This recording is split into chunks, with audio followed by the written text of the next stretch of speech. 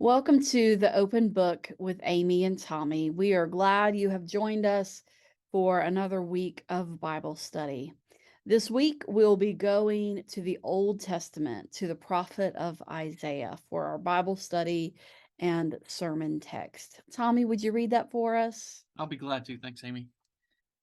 Then you shall call, and the Lord will answer. You shall cry for help, and he will say, Here I am. If you remove the yoke from among you, the pointing of the finger, the speaking of evil, if you offer your food to the hungry and satisfy the needs of the afflicted, then your light shall rise in the darkness, and your gloom be like the noonday. The Lord will guide you continually and satisfy your needs in parched places and make your bones strong. And you shall be like a watered garden, like a spring of water whose waters never fail. Your ancient ruins shall be rebuilt. You shall raise up the foundations of many generations. You shall be called the repairer of the breach, the restorer of streets to live in. If you refrain from trampling the Sabbath, from pursuing your own interests on my holy day, if you call the Sabbath a delight and the holy day of the Lord honorable, if you honor it, not going your own ways, serving your own interests, or pursuing your own affairs, then you shall take delight in the Lord, and I will make you ride upon the heights of the earth. I will feed you and the heritage of your ancestor Jacob, for the mouth of the Lord has spoken. This is the word of the Lord. Thanks be to Thanks God. be to God. This passage is all about the relationship between God and God's people. Um, and And I want to give just a brief historical context, but then also tie it to our current context because this passage is really feels really relevant to me this week. And so I look forward to bringing it to us today and seeing how it would guide and inform us and what we're doing. But this passage is written to the Israelites, God's people, as they are returning from exile in Babylon. They are coming home, but they've had the season of being away and things not being right, known, familiar. And so then they're coming back home and they're trying to figure out and make sense of who they are and what they're supposed to be doing and how they live their lives as God's people after, as they've been kind of restored to a season of what was. And so there's a big focus on remembering how God has been present and faithful to them, and there's a big focus on acts of things that God's people do, caring for others, feeding the hungry, taking a Sabbath. Um, but there still is some um unrest and disconnect that is happening as they are settling back in to this place. And why this speaks to me so much is I feel like we are still coming out of this pandemic, and we as God's people here in 2022 in Asheville, North Carolina, are trying to figure out who we are and what we're supposed to be doing and how to do it and what practices matter and what they look like and all of that. So I kind of want to explore some of those parallels. But before we jump into that conversation, Uh, Tommy, what would you add to the context for this Well, passage? isn't it great that the Bible can speak to us in the The same living ways word. that is speaking to people from Yes. I think this is around the 530s BC, Yeah. 520s BC, somewhere in there. As you Hmm. mentioned, the exile, and they're returning and they're trying to figure out how to survive in a city that the temple is gone. Hmm. They're trying to restore their what it means to worship. They're there's some in this context. I think you have to almost go back and start from the beginning of Isaiah 58 to get the context. But I've always loved Isaiah 6, 58:6, because it talks about fasting and Mm, worshiping a little bit. And it says, God is saying basically, is not this the fast that I choose, to loose the bonds of injustice, to undo the thongs of the yoke, to let the oppressed go free. And then he continues to talk about sharing your bread with the hungry, bringing the homeless poor into your house, covering the naked. This feels a lot like Matthew 25 to me, in mm, which Jesus is saying, they're saying, when did we see you? And Jesus says, when you fed the hungry, when you clothed the naked, when you visited the prisons, when you did these things, you were doing them to me. mhm, And I think that's kind of what Isaiah is getting at here. The way that we love God is the way that we love other people. And so mhm. if we want to share our love for God, the way we treat others is how we show that. And I think that's an interesting thing here, because 58 as a whole connects the community and how it loves God to how it cares for one another. And you kind of mentioned that a little bit. Yeah, and so that's not so much about proving ourselves or doing all of the right things. That's about living in relationship and Yes. living in relationship well, which which has less to do with me and more to do with others, which is what is the greatest law? Love the Lord your God with all your heart, mind, soul, strength, and love your neighbor as yourself. That is how we live Mm-hmm. the life that we are called to as God's children. And I think there's some nostalgia in this. And how could it Sure. not be? Of When we go course. back, I know I grew up in Belton, South Carolina. So when I go back with my kids, and Laura and I, we laugh at this and we just give them a hard time. We tell the stories of Mhm. the time that we lived there. Do you remember that was on the corner here? And we do it here too. You remember when Trips was across the street from the church and we ate Yes. there all the time? There's Yes. that nostalgia that just it gives us some sense of comfort, because Mhm. it's what we remember when we thought things were simpler. I'm sure they weren't simpler for everybody, but they were simpler for us. Well, And and it we has had to do good with we have good memories. yeah, Yeah, go but it ahead. also has to do with our identity and deep Yes. roots of home and who we are. And I remember yeah, and I mean, similar to you, but being on both ends of that, after my parents separated, my mom moved back to, Bel Air, Maryland, where she and my dad met, and so they were both from there and had, grown up there, and so there were all these stories of this was the and my sister and I just remember we're like, "Oh, we know, mom, we know that was Yeah. where so and so That's lived, how that's my where kids so and do so it. was." And now when I bring my daughter there, then I'm like, "Well, that used to be and the high school used to be." And Yeah. so both ends, but that's also because of a place and a season of meaning and significance, and Mm. that is a part of my story and my development, physical, emotional, social, and especially spiritual. So much happened in that space, and so remembering and naming is a spiritual act, and particularly when you can remember the Lord will guide you continually and satisfy your needs in parched places. I also hear in that, Mhm. remember when we were in the desert and God gave us water and manna and we had what we needed, and so just remembering um God's faithfulness in the past as hope for God's faithfulness in the present and in what is to come. You said it right there. I heard somebody talk about the past, present, future that way recently. They said we have faith because God has been faithful in the past. So Mhm, faith and trust are the same word there. We have hope because we trust that God is going to do a new thing in the future. mhm, And in the present, we love. mm, That's all we have to do. Faith, mhm, hope, love. And the mm, greatest of these is love. It's how we treat one another in the present. That's what faith is built on. That's what hope is. That's how hope happens.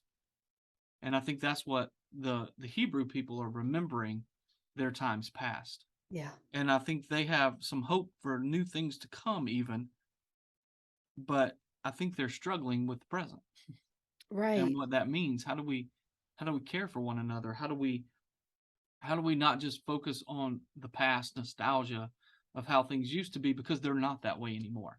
Right. They've changed. This is a whole new situation, and yet the values of God here in this text, um, the repairer of the breach, the restorer of the streets. I like that. I Mhm. like that line in verse 12. It's how are we rebuilding? Yeah. What are the things we need to leave behind because they were not helpful to us? And what Right. are the things that we bring into this new situation so that we can better love God and one another? Mhm. And those two things have to be connected for this community of Isaiah. You can't have hope without love. You can't have worship without care for those who are on the margins. Mhm. And that's important, I think, to know here, because self-involved worship, self when worship becomes what did I get out of worship today, Mhm. then we lose what worship is about. If Right. we leave worship and say, how did I express my gratitude to God with everything that I am today? How did I encourage this community? How did I bring my gifts and so that we can more fully become the body of Christ on earth? What are those things that I brought and laid them at the feet of the community and of God Right. versus, man, didn't really love that song today, or didn't hear that, the sermon didn't connect with me. Those Mhm. things we can just, that's not what it's about. Right. Those are Right. things that can come to us, but that's not why we're there. Yes. That's just the benefit. Yeah. Yeah. And one thing that I really want to explore as we continue to talk about that is the focus on of Sabbath in this passage, because both in what you what you have just shared, which and for me a purpose and a significant part of Sabbath is the decentering ourselves, Yes. making it not about Sabbath is for us and not for us. Sabbath isn't about doing what I want. Sabbath is not about being selfish. Mm-hmm. Um, Sabbath is about uh, restoring order. And there is a sense, of renewal and rest that is in it. But a significant part of Sabbath, and we can talk more about personal Sabbath practices, so I won't delve too deeply into this, but I'm really intentional each week to try to find a time of Sabbath, and then having seasons, weeks of vacation, so a longer stretch, where I really significantly work on kind of removing myself from the machine and the obligation, and I don't check my Yes. email, and I just pay attention to and look for, you know, God's rhythm and presence that helps me connect beyond myself. So it's not about, okay, it's my Sabbath, so I'm gonna go and do all these things that I want. It's not another to-do list, it's an unplugging, So for me. yeah. So I've always liked the phrase, and I've said it on here before, is that we should be pilgrims, not tourists. So Yes. when you talk about pulling away from something, I think most people pull away as kind of vacation implies that we vacate Right. and we just let everything go. But what I heard you say, I think, is that when we take these times away, it becomes almost like a pilgrimage. We begin to see God more fully Mhm. in the place where we are, but also the place that we've left, Yes. so Yes. that we can maybe just take some time to rest and renew. But it's not something we just do by vacating, I mean, we may do some Right. of that. I love to, again, love to Well, binge watch, but sure. but but that's not what Sabbath is. That's not what um pilgrimage is. Right. And for me, Sabbath and pilgrimage is about finding and remembering and renewing my place Hmm. in in God's kingdom, which is not, I am in a demanding phase of life with job and family obligations. There Mm. is always more to do than I have time to do it. When I when I practice Sabbath and when I take time for Sabbath, I let myself I remove myself from that for a set period of time, whether it's, a morning or a full day or whatever time I can carve out each week as a reminder to myself, which actually makes me better when I step back in that this is God's work and this is God's work, and it's not all me. It's so easy to fall into all of the pressure and feeling like and the self-importance of, "Oh, I'm so needed and this can't happen Yes. without me." Well, Right. yes, it can. And Yeah. and when I take Sabbath, it reminds me that God has called me to ministry. God has called me to First Baptist Asheville. God has called me to be Sophia's mom. And these are gifts of grace for me. And and I have gifts to use in those. But it's not because I've earned them or I'm good or because those things can't happen without me. It's that I get to be a part of this work. But and it reminds me of I have others that are also a part of the work that I can give, you know, Yeah. offer things to. Yeah. So I think we have a misconstrued version of Sabbath as a whole. I Mhm. think the Hebrew people, when they're coming back, one of the things that make them distinct beyond their language is their practice of Sabbath. Mhm. That's something it's not what all cultures do. It's what makes them distinct. Mhm. And then we know, I think if you go back to the beginning in Genesis, on the seventh day, God rested from all the work God had done.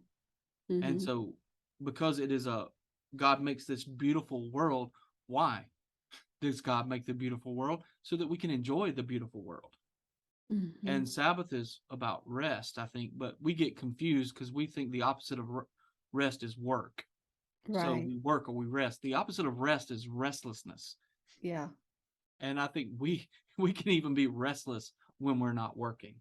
We Mhm. always think we're Yes. not good enough, or there's one more thing to do, or what if I don't do travel soccer? What if I don't do whatever else? What if I don't join this committee? What if I'm not a part of this? We have a tendency to want to do more and more because we're not sure we're enough. And I think I think it was Norman Wiersbe said that's a fundamental posture of ingratitude Mm. that we forget Yeah. creation Yes. is something to be enjoyed and that Yes. you are a beloved part of you are creation. And when Mhm. we don't think we're enough or we don't enjoy the beauty of creation, we end up it's being ungrateful. And Mhm. that's hard. Mhm. And I think with that too, we forget what is the character of God's rest. God didn't check out of creation. That's not what we believe. We don't Mhm. think God is resting because he's exhausted or she's exhausted. I don't think that's God doesn't need a separation from creation. So what I think is that on the seventh day, God is so fully absorbed in the world that God has created and enjoys it to reflect back all that love. Everybody's Yes. reflecting back the love. Yeah. So rest, this is from the Hebrew. Manuha means rest. Rest means being fully immersed and present to the love that is circling everywhere. I Yeah. like that terminology. I really do too. Yeah. So so let's then take take this passage, the kind of the fuller passage and see how it or if we were to rewrite it today, what do you think if we call to the Lord and the Lord will answer? You should cry for help and God will say. What Mm-hmm. do you think God has to say to us, the church of 2022, as we are Mm-hmm. just kind of not quite what we used to be and what's known and what's familiar, Mhm. like God's people back however many so many years ago. So what are things you think that God would have to say to our church today in this context of, in some ways, of people who are returning from exile and trying to Yeah. figure out their place? Yeah. I I think is the first word is gonna be the word that's actually there in the scripture, and God will say, "Here I am." Yeah, I think what we get caught up in there right now is we wonder if God is right, present. right. We things are different than it used to Mhm, be. We have a tendency to get frustrated with one another and with society and with culture and so mhm. therefore with God. Yeah, This is not just the case for First Asheville. This is every church I know that people leave the church frustrated, mhm. but then they don't go anywhere else. Yeah, yeah, It's kind of it's easier for us, we think, to not be around people right, because that's hard for us. But I still go with the we come to church as a school of love to be yeah. around people that are different from us. That might frustrate us, that might make us impatient at times, but together we're learning more fully how to love. So, how do you know Yes, if you have patience unless you're around people that make you impatient? right. And there's a And safe space there. yes, and God is a relational God Yes. within the Trinity, and then, Jesus said, "When 2 or more are gathered, I will be there," and I just think about you. I don't think you can live in relationship with God if you do not live in relationship with God's people. This life of faith is not a life of solitude. It Right. is it is a life of community. And so we're always learning. We are living in that school of learning how to love and live in relationship and care. And again, the thing that I talk about so much is living with open hearts and open hands and thinking about, what we have that we can offer to those we live in relationship with, whether it's our next door neighbor, whether it's a church member, whether it's a stranger, whether it's an opportunity we read about in a missions partner, but we may not know them, but we know that their work stirs something in us. Mhm. A secondary thing I think God says throughout Isaiah is that it's great that you worship, Mhm, but this can't just be a it's me and God in worship. It can't just mhm, be about us. Worship is not, you talked about decentering. It's not just about us.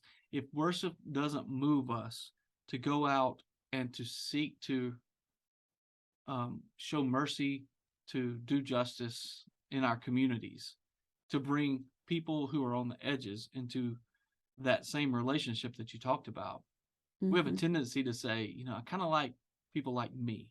That makes me comfortable. Other people might frighten me. Um, we kind of judge them in some ways.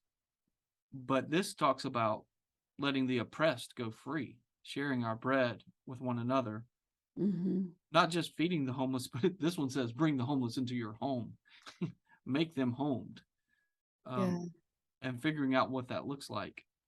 And in 13, it talks about trampling the Sabbath. If you refrain from trampling the Sabbath, from pursuing your own interests on my holy day, Mhm, if you call the Sabbath a delight and the holy day, if you honor it, not going your own ways, serving your own interests, or pursuing your own affairs. So that's the if statement in this. mhm, If you don't trample the Sabbath, and trampling the Sabbath looks like pursuing your own ways, your own interests, serving, just doing it, whatever makes you happy. mhm, That's that's what trampling the Sabbath looks like. But if you refrain from that and you turn toward God and others, then you mhm. shall take delight in the Lord, and the Lord will be with you. Yes. And I think we have a tendency to follow our own interests Yeah. and think God's going to be there for us when it's convenient or when there's time. Mhm. and we don't make Sabbath a priority. Right. We don't make the honoring of God a priority. We, or maybe we just put it on our random priority list. Mhm. We think, oh, I'll go to church if everything's perfect. If the weather's not too nice, because then I want to go hiking. If it's not too Right. bad, because then I'll just stay Like I home said, and I wanna sleep. go out if It's it's got to right. be kind of 50 degrees and kind of A little overcast. overcast, So, yeah. and it's Yeah. like, okay, then, yeah, then I might as well go to church. Right. That's not everybody by any stretch. Right. But my cynical person comes out and says, yeah, if that's how we're approaching it, that it is one good thing among many, many other good things, then that's fine. Well, and that becomes about our convenience and our preference and not Yeah. about our relationship with God or God's people. Yeah. And we live what we our world is so demanding and there's so much and it's so consuming and there's people who and so I think the impact and wonder and what's the impact of that on us, just as everything has been about efficiency, convenience, instant gratification, then we expect that, but we also enter this obligation of there's just so much pressure. I think so many of us feel so often so behind and so much pressure to perform or be good enough or to um Hmm. it's becoming harder and harder. Last week in a sermon, I really appreciated this. Mac talked about growing up and um his parents saying, "Yeah, we're church people. We're going to church on Sunday. Going The to the church. travel soccer is not going to work." But How it's I grew up just too. yes, and it's becoming. It is still completely possible to live that way, but I just want to name all of the pressure that so many of us feel, but also that opens up the opportunity if more of us would be willing to live and not pursue our own interest on God's holy day. And if Hmm. we do lean into the Sabbath and delight um in time with God and lives centered on God, that could be a gift to the world that shows, as Mac talks about, a more excellent way Hmm. and shows a way to live that is fulfilling, fulfilled, wonderful, and helps us kind of step out of all that is consuming us, as we live in relationship with others. So I'm gonna give a plug for Amy's in my new Sacred Yes. Ordinary Days calendar. Mhm.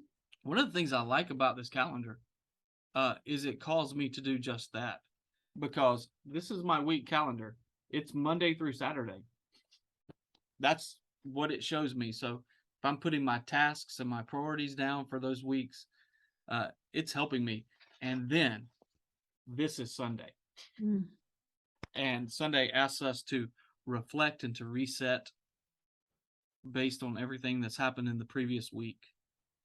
And on Sabbath, it gives us an encouragement to begin the week ahead, focusing on God. So the way we do Sabbath goes out into our week in how we care for others. It's not separate, it actually informs. Mhm. If we are formed on the Sabbath, it informs how we live each moment of every day. And if the Sabbath is something that we pull out, then the rest of our week is kind of focused.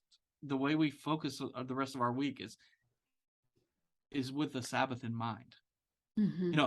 Now in Jewish tradition, the Sabbath is Friday evening sundown to Saturday evening sundown. Mhm. But as Christians, we tend to um, turn our Sabbath into the the resurrection day, Yeah, Sunday, our day of Sunday. worship. So day of Mhm. worship, and so we that becomes our Sabbath. Mhm. It's also the first day of a new week. Um, but we treat it as just one more day of the weekend. And Yes. so it loses its power for us. One of the 10 commandments, number 4, remember the Sabbath and keep it holy. Yeah. That's one of the commandments we have a hard time with. It is. I mean, we And can say we don't steal or kill, but it's also hard to remember the Sabbath. yes. Yes. Um and one thing that I have found especially important is, because then it's real easy to dismiss and say, well, I can't do that because da da da da. Da. And here's the truth for me. Sundays are work days. And now that I'm a youth parent, I'm coming back up here. I leave my house at 3:30 to bring my daughter to handbells, and I'm lucky to get home by 6:30. Usually it's closer to 7. So I'm just here for hours and hours on Go to Sunday. work. Um and so it's not a day of rest and renewal for me.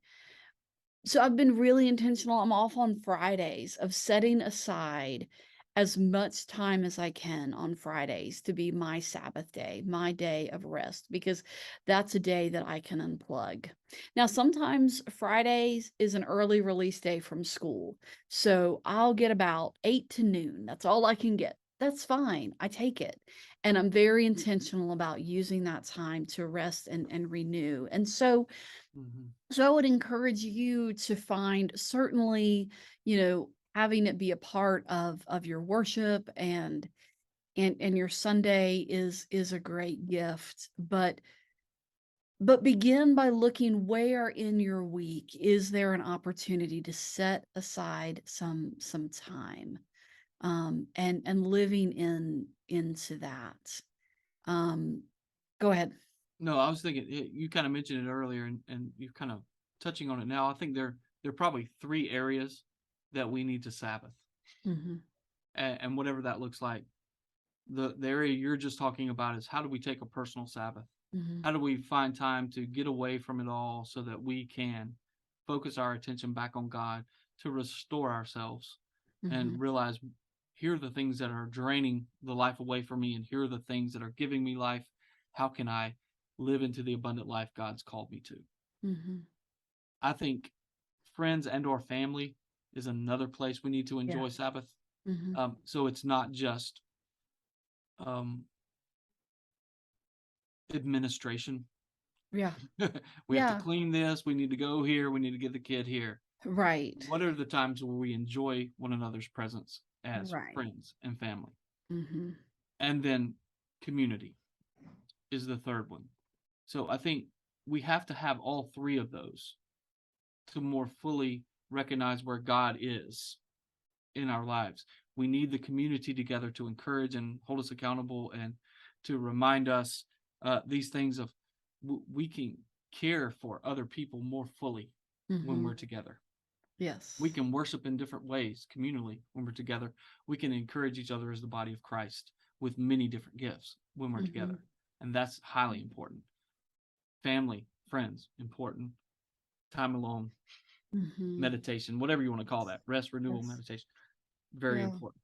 And plugging those into a week is good for us. Mhm. So I want to decenter, but I also want to say this is going to make you more fully who God has called us to be. Yes, it makes you more fully alive and it And that's gives what the you world needs. yes, That's yes. our It thermostat. it it renews, it restores, it inspires, it encourages. Mhm.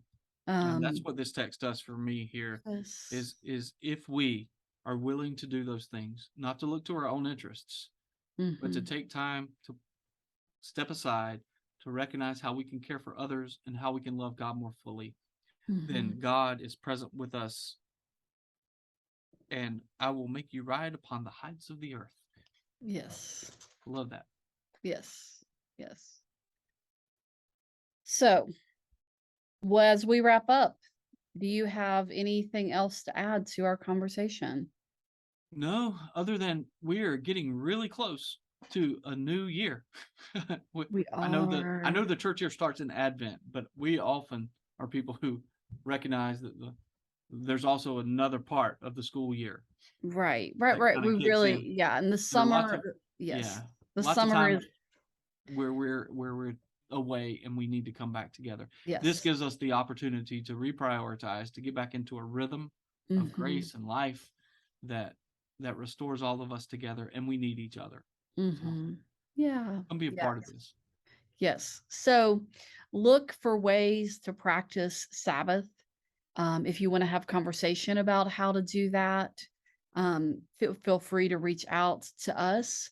It may be wonderful to talk with your class and just simply ask, how do each of you practice Sabbath? And how can you share some ideas? Mm, Some of my best practices have come from listening and learning from others yes. who are a little bit further down the road and have figured out how to do this a little bit. My very first sabbatical I had as a minister was when Sophia was 3, turning 4. Um, there was not a lot of rest in that season of my life, and but I read a book about Sabbath written by a mom who had kids a little bit older than mine, and saw how it was possible, and certain practices that I've continued to pursue. And so learn from each other, because what works for me may not work from you, but there may be Right. some wisdom that you can find in that. But look for those windows of time, and I know that God will be present, and God will meet you, and God will bless and restore you in that, as we all continue to figure out our place and identity, as God's people, Yes. in this day and time. So Yes. thank you for joining us for Bible study. We look forward to being together again next week. Go in peace. See you Sunday.